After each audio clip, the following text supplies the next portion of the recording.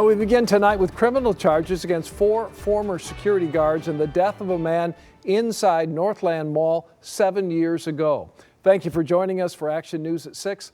I'm Dave Llewellyn. McKenzie Cochran died in 2014. The incident made national headlines after video surfaced, and we want to warn you, it is disturbing. This video shows security guards holding Cochran down. You can hear Cochran repeatedly saying that he couldn't breathe. The state attorney general and others noting the similarities between Cochran's death and the more recent death of George Floyd. For years, protesters have been calling for justice in Cochran's death, demanding that criminal charges be filed. 7 Action News reporter Simon SHAYKHET has broken ground on this story since it first made headlines years ago. Today, he shares the next chapter in this story. Covering the death of 25-year-old McKenzie Cochran back in January of 2014, we showed you cell phone video no one could forget. Today, nearly 8 years later, came the moment his family's been waiting for.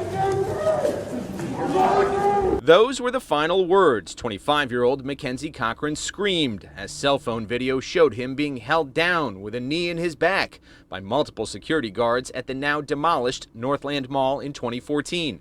More video from earlier also showed him being pepper sprayed by a guard for not following commands to leave.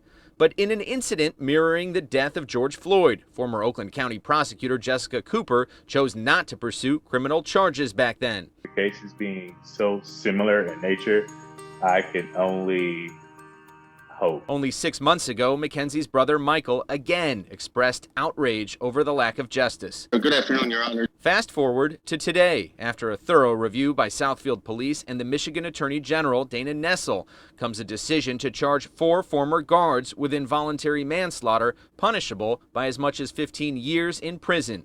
What does justice look like for the Cochran family at this point? Well, even belated justice is still justice. Family attorney MILT GREENMAN reacting to charges against John Sieberling, Gavin King, Lucius Hamilton, and Aaron Marie. This will bring closure to the family, hopefully, and that's hopefully what occurs. In court, Sieberling and King both ordered to wear a GPS tether, possess no firearms, and have no contact with co-defendants after being granted a low personal bond.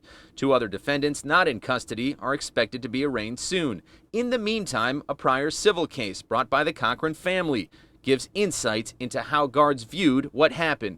Did you ever witness any security officers on top of Mr. Cochran? No. Do we hear McKenzie Cochran saying, "I can't breathe"? I do not hear that.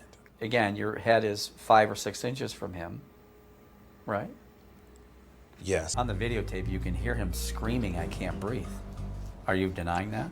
I'm saying he never spoke to me.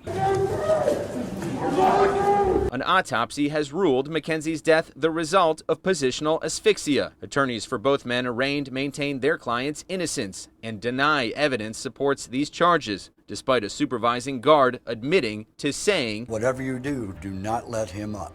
Don't let him get up." I have reviewed some of the videos, and I do believe that he's innocent of these charges. If they wanted to bring the charges, they should have brought him back then. Both men arraigned are due back in court on October 28th. Also tomorrow at 10 a.m., the Michigan Attorney General has scheduled a press conference to talk about this case. Simon SHAYKHET, 7 Action News.